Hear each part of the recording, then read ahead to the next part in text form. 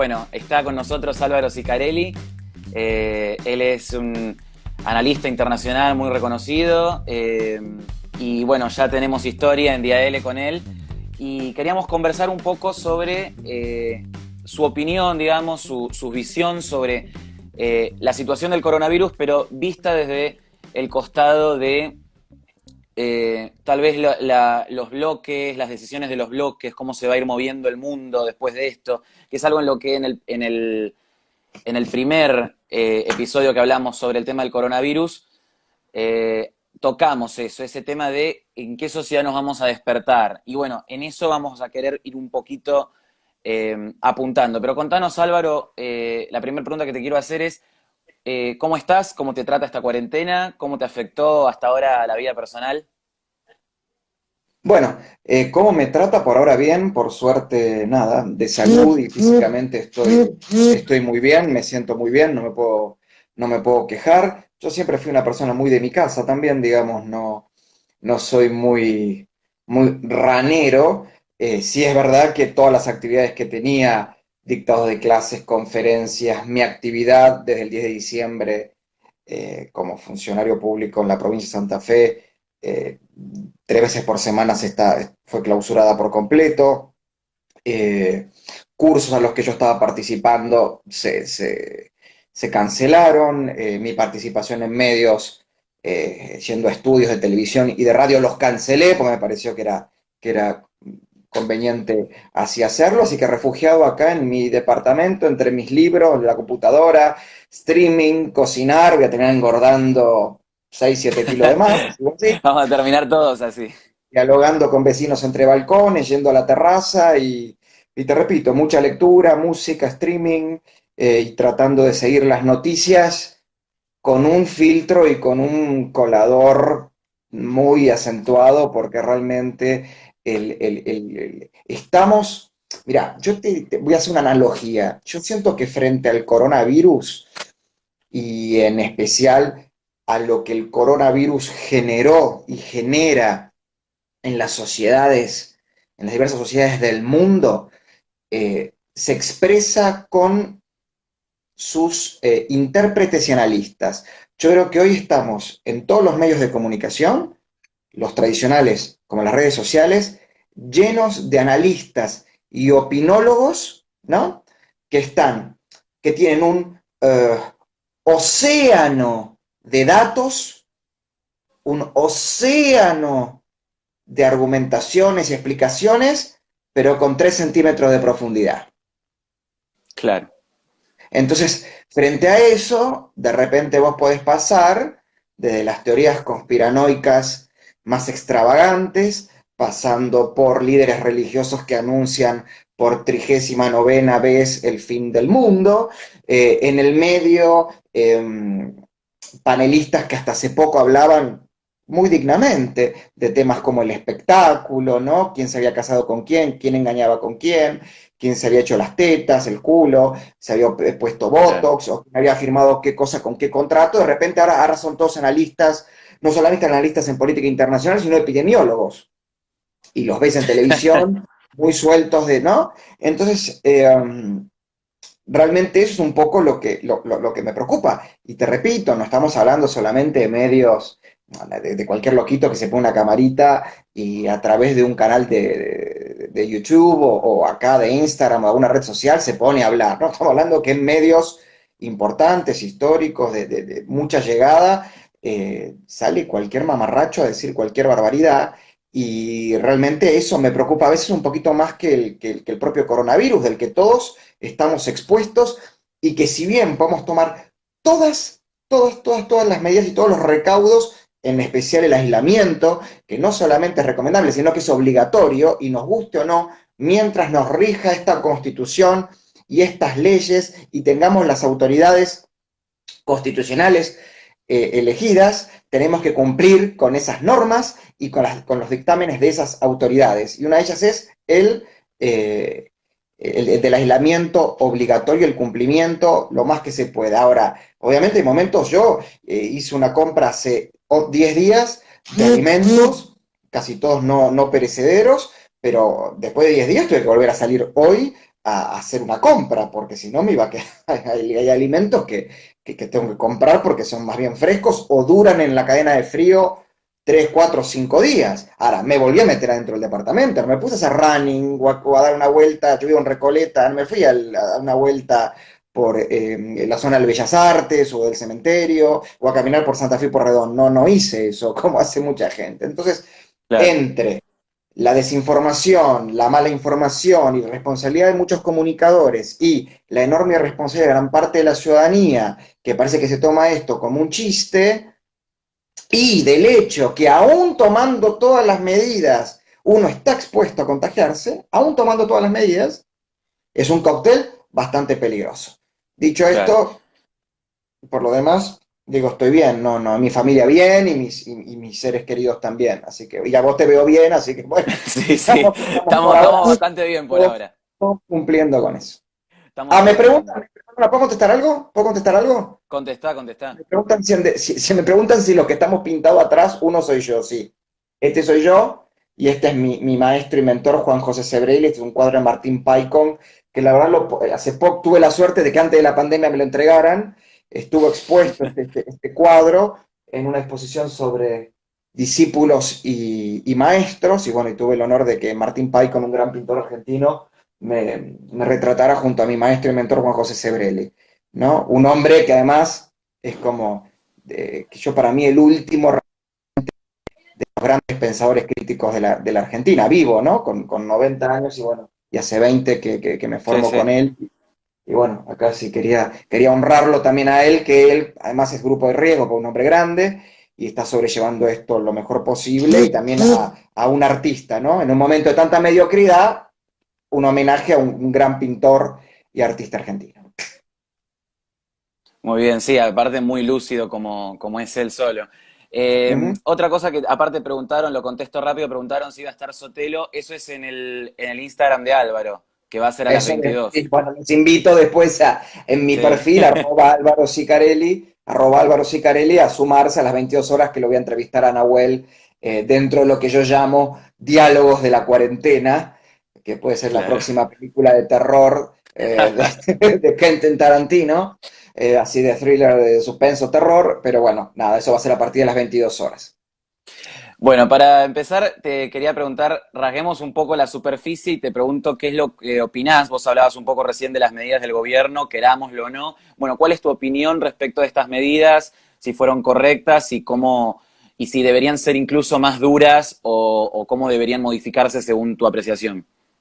Bien, como recién dije, critico a los opinadores, te imaginas que hacer una crítica de la cuestión técnica en materia sanitaria sería un Por poco supuesto. irresponsable. Lo que yo voy a decir es la apreciación por intuición, digamos, ¿no? En primer lugar, creo que el ministro de Salud se comió una curva terrible en este tema. Después, si era, a ver, quiero utilizar el término más correcto, si era oportuna o no su renuncia inmediata, ese es un tema que, bueno, solamente lo saben quienes tienen que llevar minuto a minuto la gerencia estratégica de la gestión de una epidemia, ¿no? Y yo no sé si cambiaba mucho o no que fuera renunciado el ministro. Sí puedo destacar algo que es la segunda del ministro, o sea, la viceministra de Salud, la doctora Carla Bisotti, expresidenta de la Sociedad Argentina de Epidemiología, una de las más prestigiosas infectólogas argentinas, que hoy es secretaria de Estado de Acceso a la Salud, casualmente designada 10 días antes de que se desate la pandemia y se declare la cuarentena, parece algo, ¿no?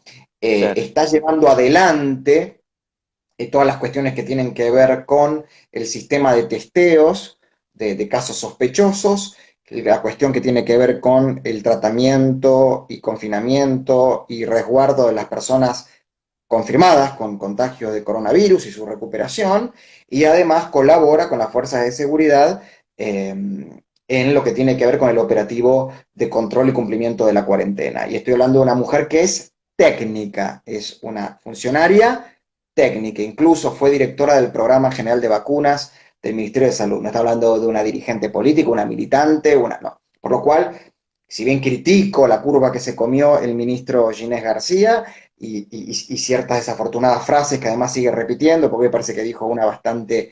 No digo que no sea posible no pensarla, esto de que hay momentos en el que habrá que elegir a quién salvar y a quién no. Yo creo que eso debe ser una variable a contemplar dentro de Claro. una crisis pandémica como la que estamos viviendo. No sé si estamos en momentos como para que lo diga en cadena nacional ¿no? En una conferencia de prensa. O sea, olvidando eso, destaquemos la presencia de esta mujer, Carla Bisotti, y de su equipo.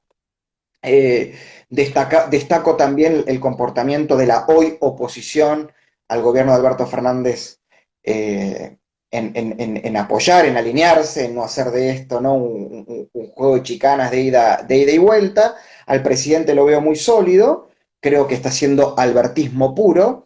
Creo que lo mejor que le puede pasar a Alberto es que esta crisis sea el motivo de ruptura en los próximos meses, definitivamente con la que, bah, con el Nosferatu con el que pactó, ¿no? Con la Mefistófeles con la que pactó, ¿no?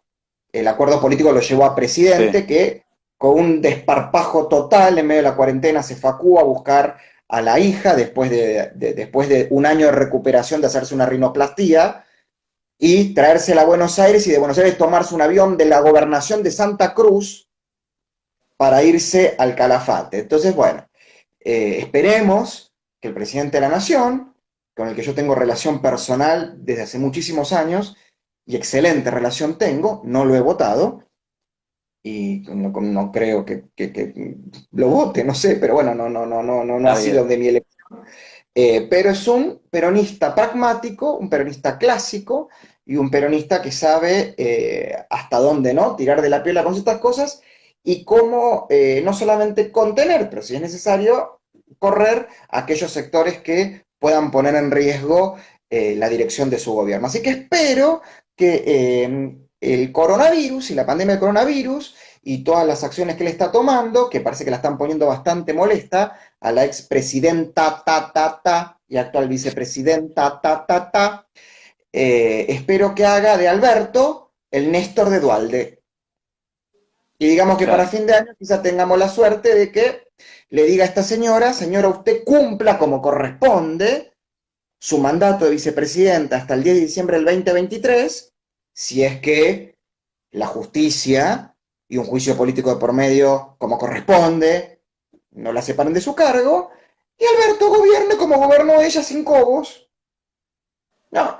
Y en un gobierno de peronistas moderados, de peronistas clásicos, si suma liberales, bienvenido sea, como hizo Menem en su momento, y bueno, quizás toda esta situación de crisis pueda generar esto. Yo la información que tengo, que hoy, exceptuando a Sabina Frederick y a Rossi, que provienen del riñón del kirchnerismo duro, el resto de los funcionarios que están al mando de la contención de la pandemia y de los coletazos que pega en la economía, en materia de seguridad, no, son del riñón del presidente Alberto Fernández. Quiero decir, realmente el kirchnerismo y la ultraizquierda ha quedado relegada, por lo cual me deja medianamente tranquilo. Esperemos que efectivamente esto continúe hasta el final de la cuarentena y permita, repito, reperfilar, que es un término que se está usando mucho, Sí. reperfilar el gobierno de Alberto.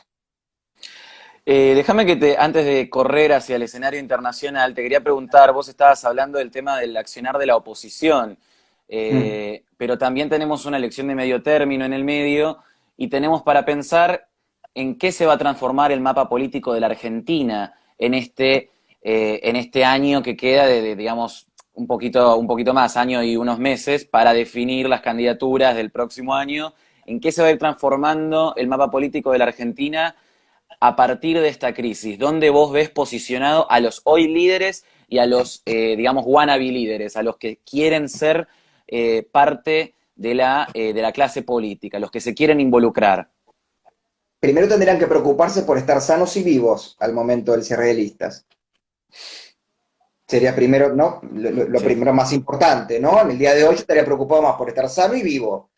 porque puedo estar vivo y quedar ¿no? con secuelas de, qué sé yo, me parece, digo, estar hablando hoy.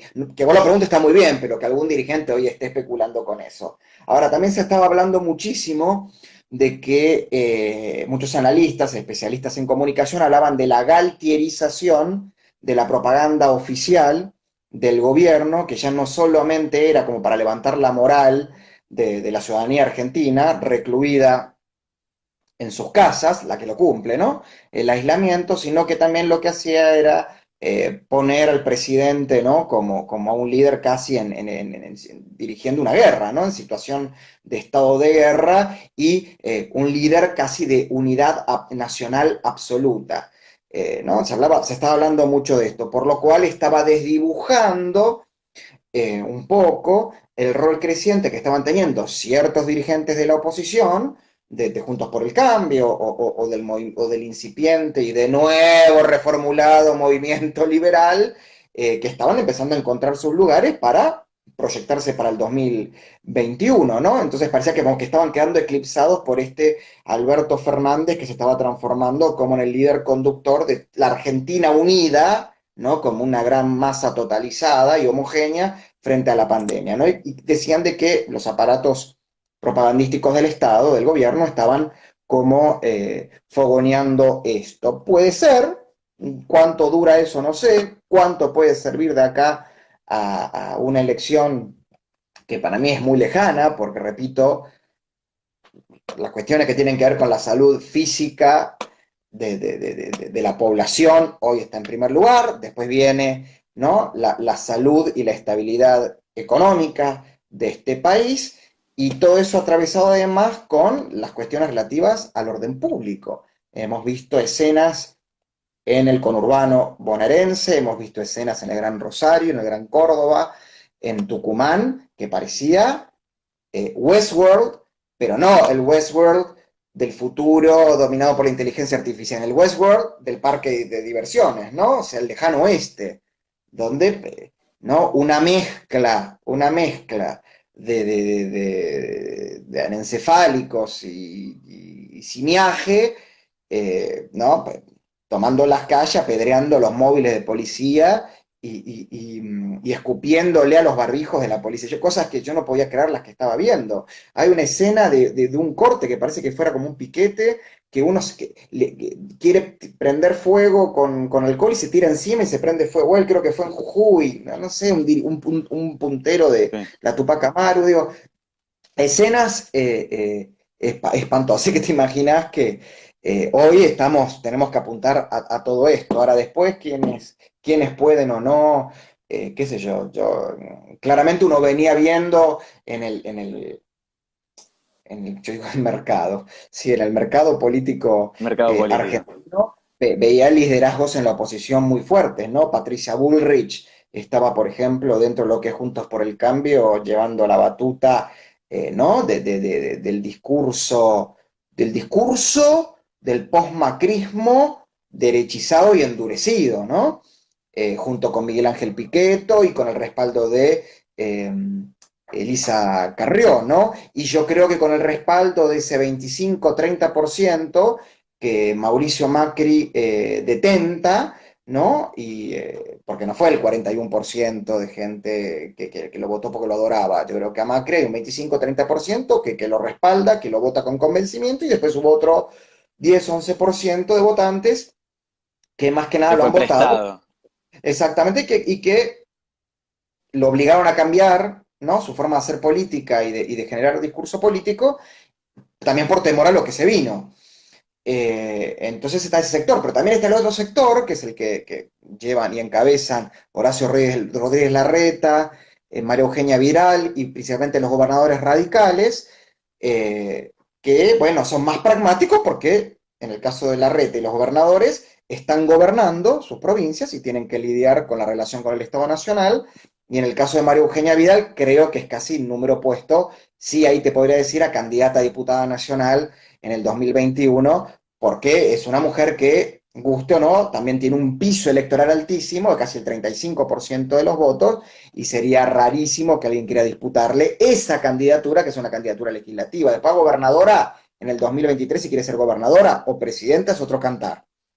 Pero repito, ¿no? Ahí hablo de Juntos por el Cambio porque es la coalición opositora más poderosa que se le puede enfrentar al gobierno, ¿no? Que tiene, si yo mal no hago cuenta, 4 gobernadores y tiene 116 diputados y veintitantos senadores nacionales Y después las intendencias. 600, 700 intendentes en todo el país.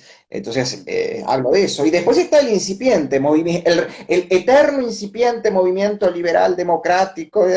Qué bueno que nada, me voy a reservar mis opiniones porque me las voy a reservar. Está bien, está bien. No quiero hablar mal, no quiero hablar mal de amigos. Es lo que te De digo. compañeros, de compañeros. Sí, sí, sí, compañeros. Bueno, déjame que ahora sí corramos hacia el escenario internacional y te quería plantear lo siguiente. Vemos los liderazgos que estaban, digamos, hasta ahora como planteándose esta cuestión de la derecha alternativa, los Trump, los Bolsonaro, Boris Johnson y demás, y vemos que en el manejo de esta crisis, en particular, se han portado de forma medio a contracara del mundo, como se portaban en general en la campaña.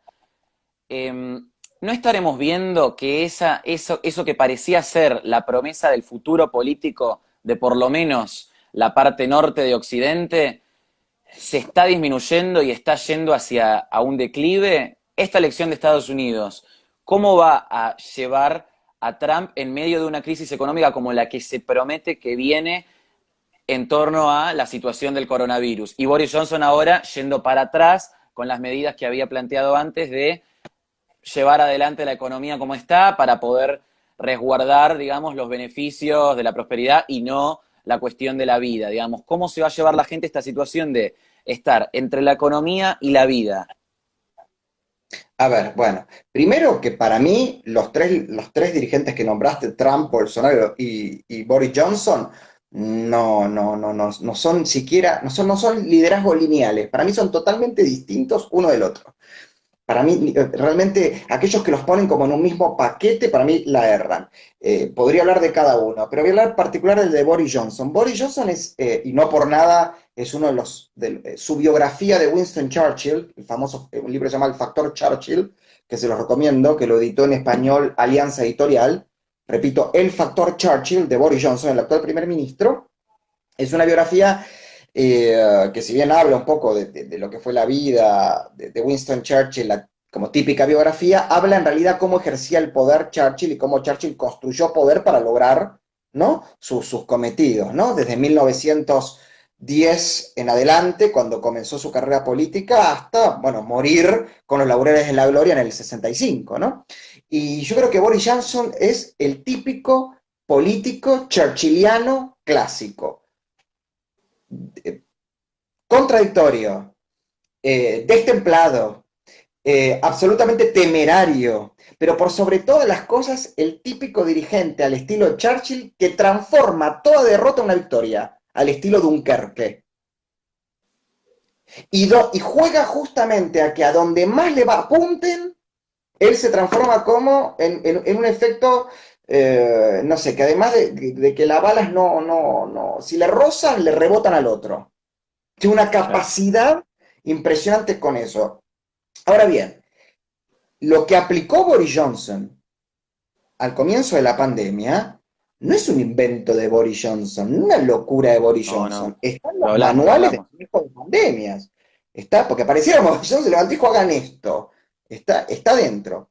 Y sí, dentro del acuerdo de sus asesores científicos y sanitarios, era lógico aplicarlo, y él tenía la evidencia empírica para eso, y después los resultados no fueron los correctos, no está mal y no es un pecado que un líder asuma, además que lo asuma a él, no que use como fusible a su ministro de salud, que lo asuma a él y dé un vuelco de timón. Obviamente estamos hablando de vidas humanas, es terrible, pero efectivamente en algunos puntos la situación de una pandemia es igual a la de una guerra, donde se analizan medidas con daños colaterales. Por eso Boris Johnson no me asombra que él haga esto. Y Boris Johnson, primero que tiene una mayoría holgadísima y volvió a llevar al Partido Conservador a victorias electorales que no se veían desde el año 87, cuando Margaret Thatcher estaba en el pico total de su popularidad. Y yo estoy convencido que si hubiera elecciones adelantadas las vuelve a ganar y con más votos. Porque Boris Johnson, a pesar de estos volantazos, de estas situaciones, lo que genera, y se ven los índices, índice de confianza, de que él aún tomando esas medidas abruptas o dando volantazos los da, sabe hacia dónde va o qué quiere contener. Después, bueno, los resultados serán los resultados. En el caso de Bolsonaro pasa algo muy particular.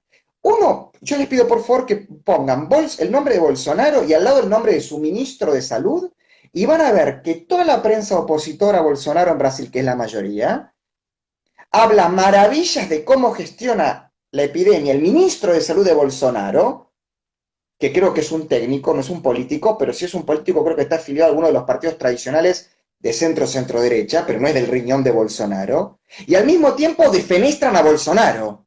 Entonces yo no lo puedo entender.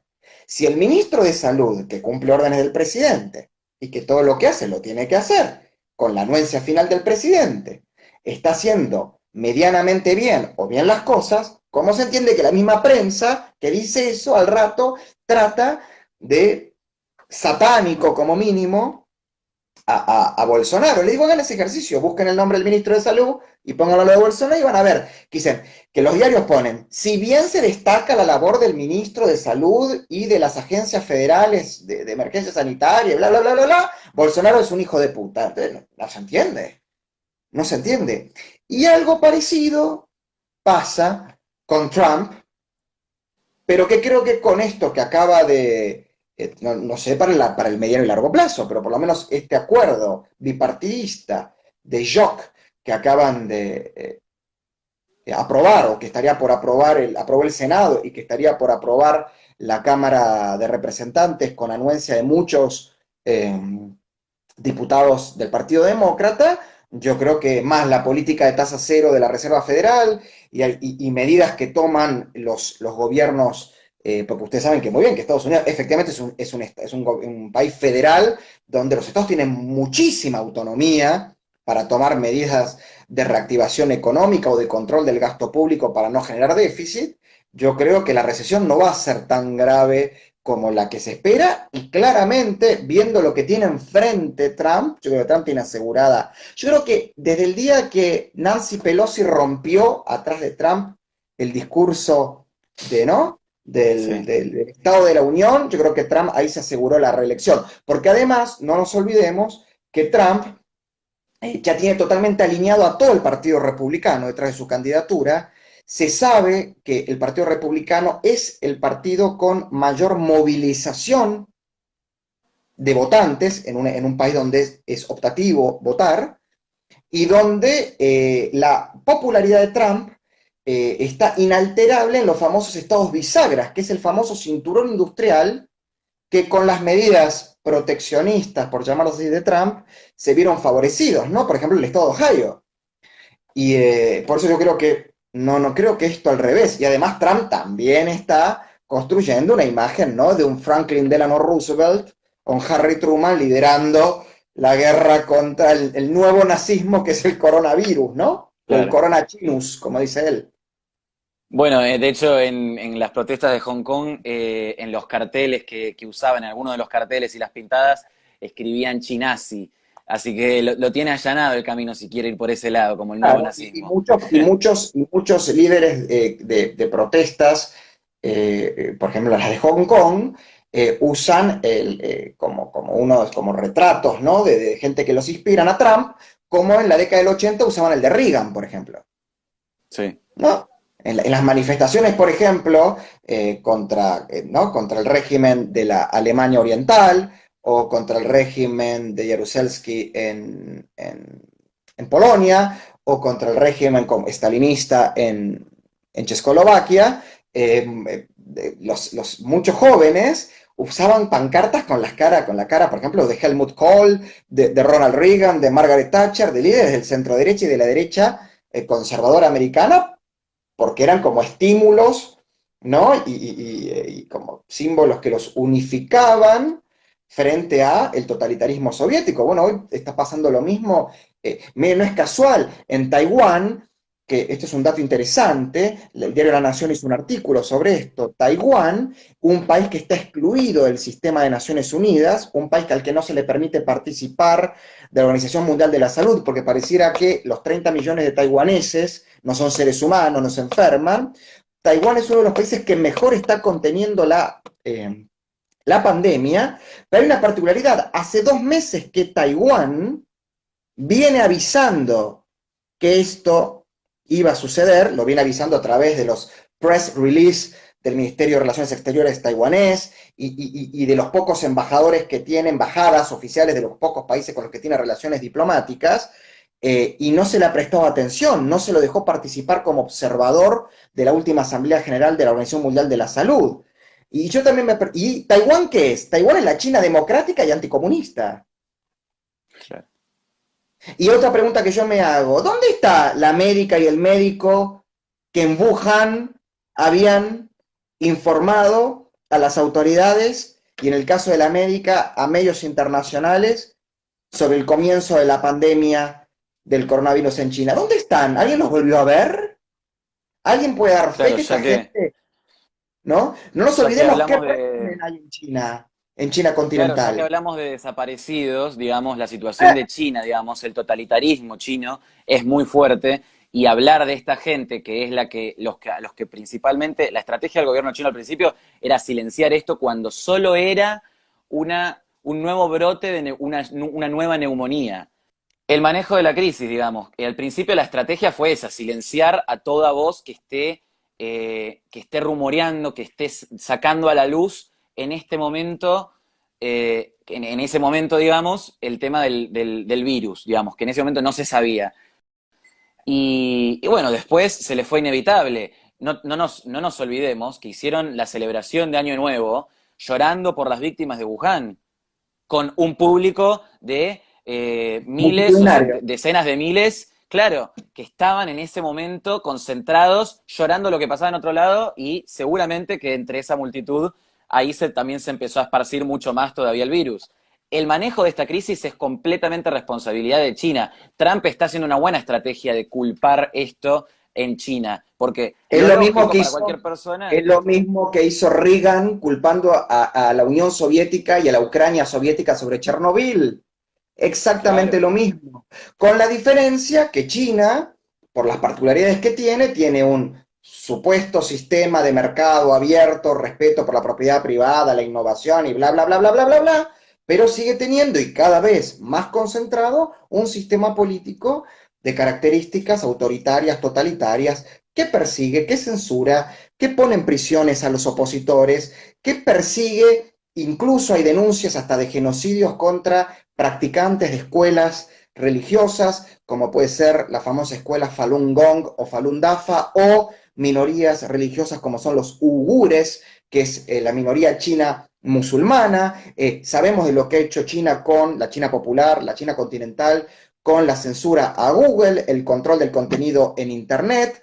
Está en todas las grandes empresas chinas e incluso extranjeras radicadas en territorios chinos. En los directorios de esas empresas hay un representante o más del Partido Comunista Chino en esos directorios para controlar lo que esos empresarios determinan, lo que genera no solamente un mecanismo de control absolutamente contrario a la libertad de prensa, sino además un sistema de corrupción, porque lo que terminan logrando es que esos representantes del Partido Comunista en esos directorios cobren coimas y sobornos para poderle permitir a los empresarios, chinos o extranjeros, hacer las cosas que quizás la ortodoxia del partido no lo permite. Así que guarda con la idealización de la China continental por el hecho de que desde Deng Xiaoping a la fecha viene abriendo su economía y viene no fomentando la inversión extranjera directa, viene fomentando la investigación en ciencia y tecnología,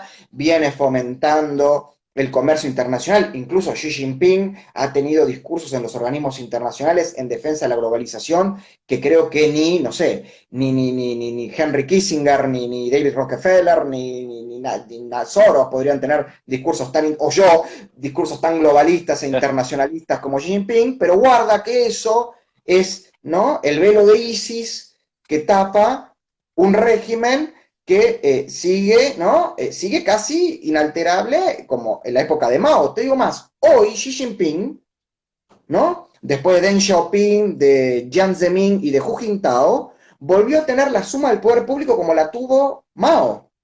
Preside casi todos los organismos del poder de China, cuando antes estaban un poco más repartidos. Pero bueno, obviamente como de costumbre, y no solamente, bueno, con China obviamente por su éxito económico, ¿no?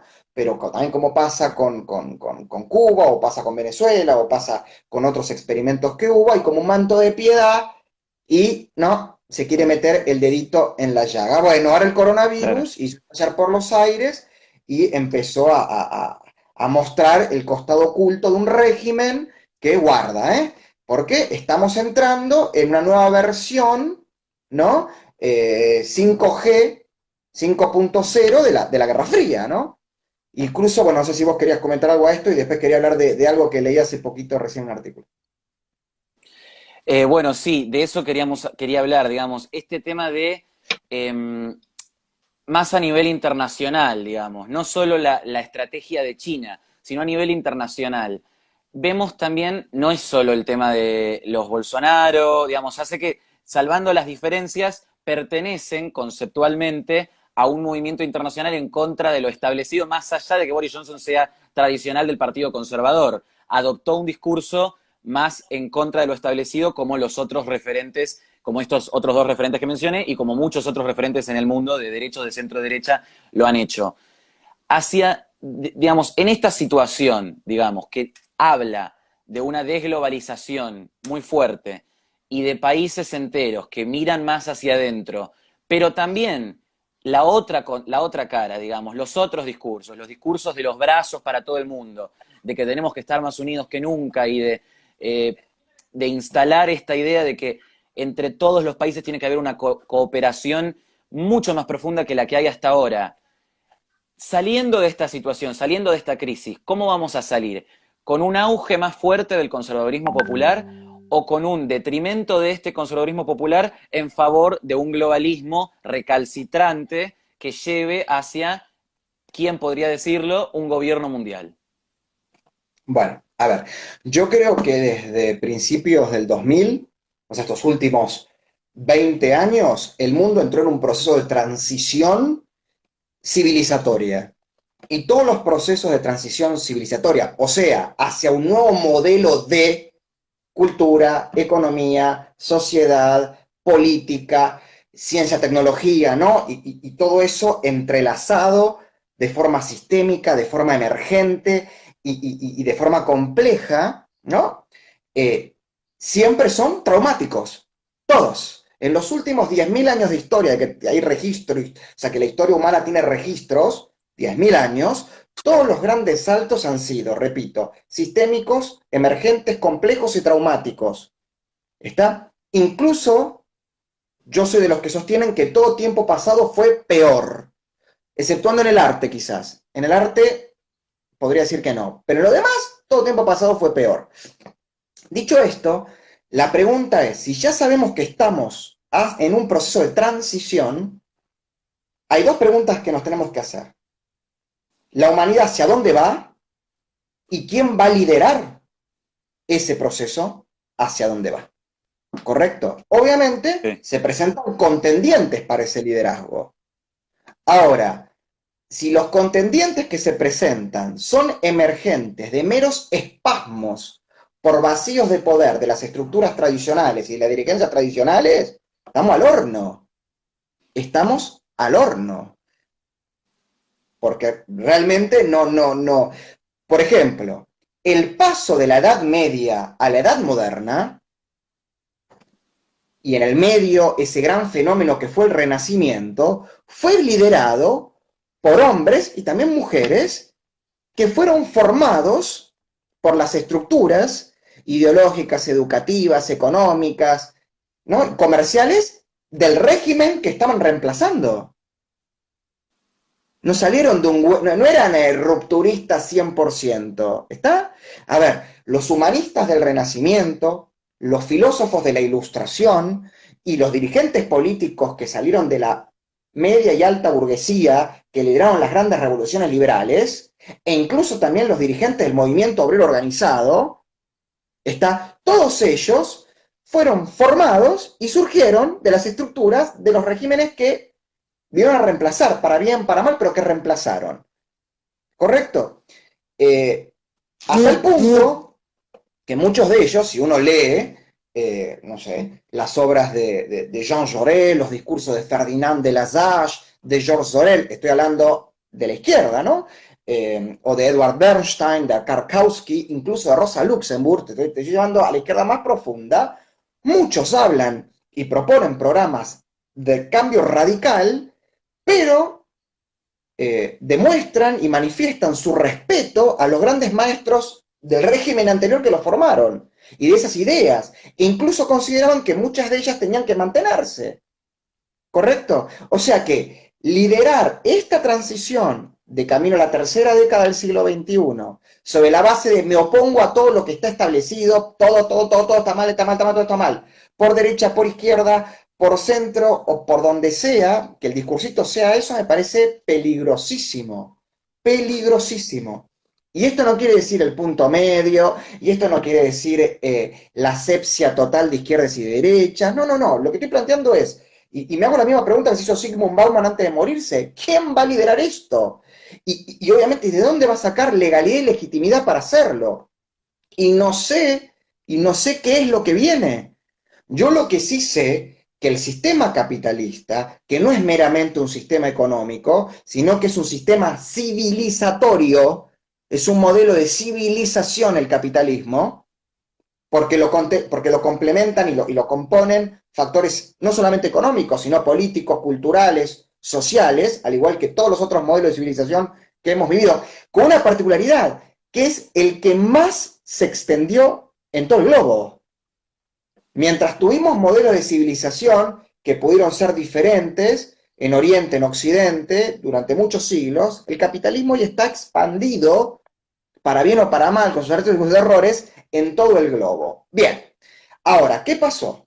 El capitalismo generó un proceso científico-tecnológico absolutamente acelerado, pero no generó un sistema económico, político y un cúmulo, una ética cultural que esté a la misma velocidad y vaya adoptando los cambios a la misma velocidad que la ciencia, la tecnología, la comunicación. ¿Se entiende? Entonces, los desafíos que genera, ¿no?, el ascenso de la inteligencia artificial, la convergencia entre el hombre y la máquina, incluso con todo lo que podemos discutir, el debate sobre las cuestiones de género sí, género no, transhumanismo, ¿no? Todos estos problemas, tenemos todavía un sistema político del siglo XX para enfrentar esos desafíos. Entonces acá o reformulamos por completo y fortalecemos por completo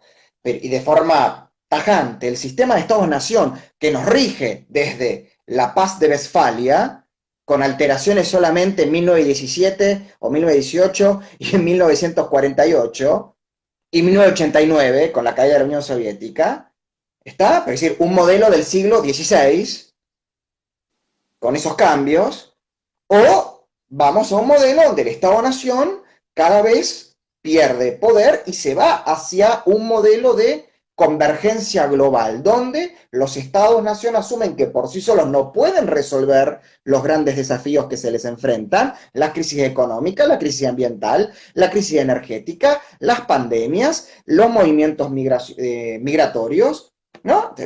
Encontrar un modelo que no es el que está hoy. Naciones Unidas fracasó, Naciones Unidas falló y falla. Hoy tenemos la Asamblea General de Naciones Unidas, donde el voto mayoritario lo tienen gobiernos de tendencia autoritaria, totalitaria o populista.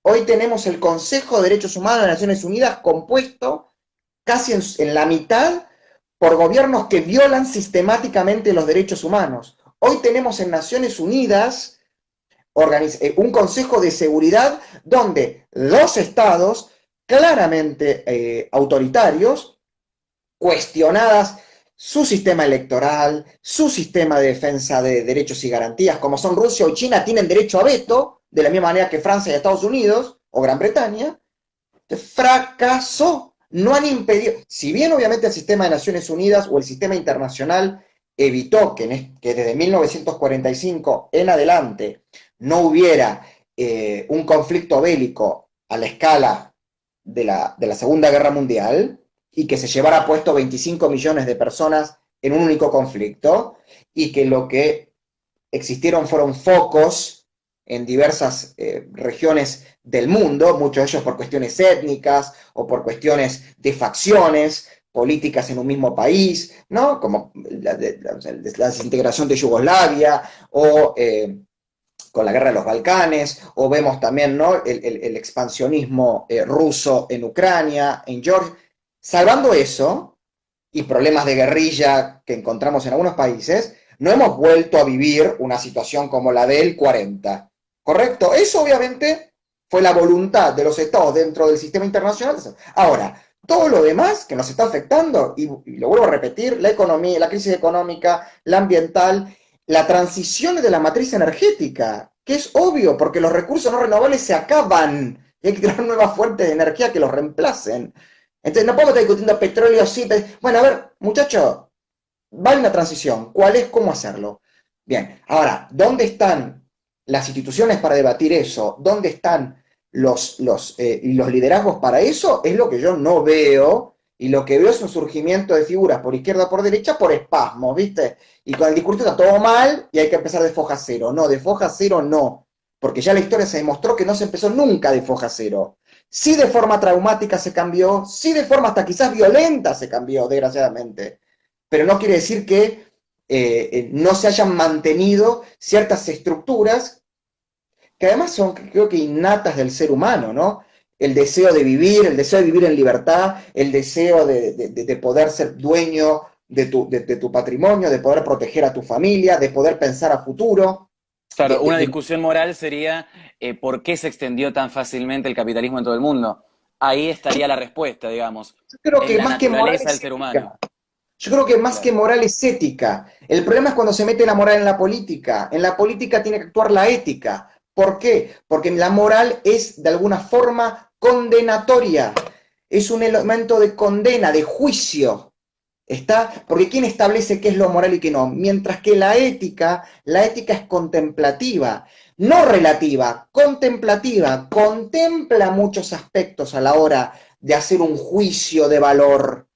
¿Sí? Yo creo que acá cuando empieza toda esta cuestión de decir el político moralmente malo, cuando quizás es un político errado en la acción de gobierno, pero moralmente no es cuestionable. O meter como juicio de valor la condición sexual o la condición marital o gustos íntimos que bajo ningún punto de vista violan ninguna normativa, ni siquiera las más duras penalmente, ¿no? Ahora, yo hablo de cuestiones éticas, de valores que pueden ser aplicados en cualquier parte del mundo, el derecho a la vida, el derecho a la propiedad privada, el derecho a la libertad de expresión, a la libertad de religión, y así podría nombrar muchos, pueden ser perfectamente aplicados en cualquier parte del mundo, porque en cualquier parte del mundo lo que hay, salvo por características físicas, climatológicas o geográficas, hay seres humanos, no hay especies distintas. Entonces, Álvaro, esto es lo que yo planteo. sí.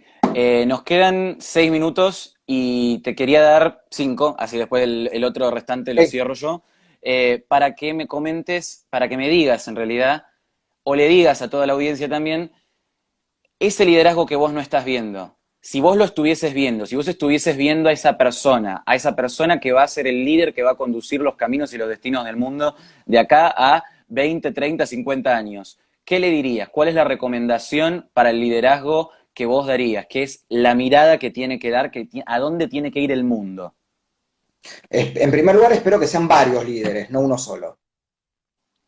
Por Espero que supuesto, sean el varios. ejemplo es con uno.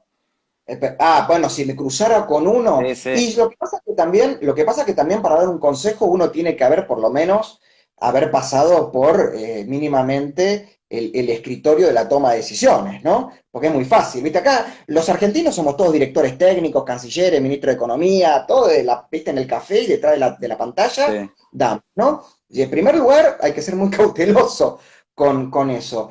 Pero, a ver, ¿qué hizo grande a los grandes estadistas? ¿Qué hizo grande a los grandes estadistas? Templanza en los peores momentos y en los más críticos, pero sin perder firmeza,